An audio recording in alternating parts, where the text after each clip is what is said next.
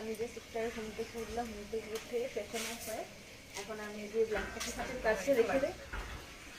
তো আমার সকাল শুরু, হ্যাঁ ঠিক আছে, তো আমার সকাল শুরু হয় প্রতিদিনই এই ব্ল্যাক কফি, মানে ব্ল্যাক কফি ছাড়া আমার দিন শুরু হবে সকালেও প্লাস সন্ধ্যেবেলা। আমার ঘুম থেকে উঠে আমার একটাও ব্ল্যাক কফি লাগবেই, মানে এটা আমার চার্জার, এটা আমার এখানে চার্জ হয়।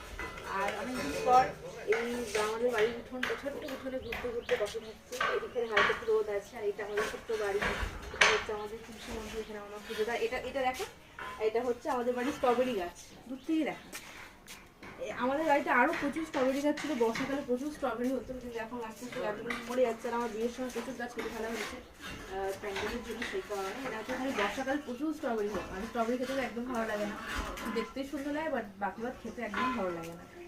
এবার সেই আমি হয়তো যা আমি প্রায় 3 মাস পর বাড়ি এসেছি, সেই কারণে ওই ফোনে আমার স্বর্গ এটা, আমাদের ছোট্ট বাড়ি।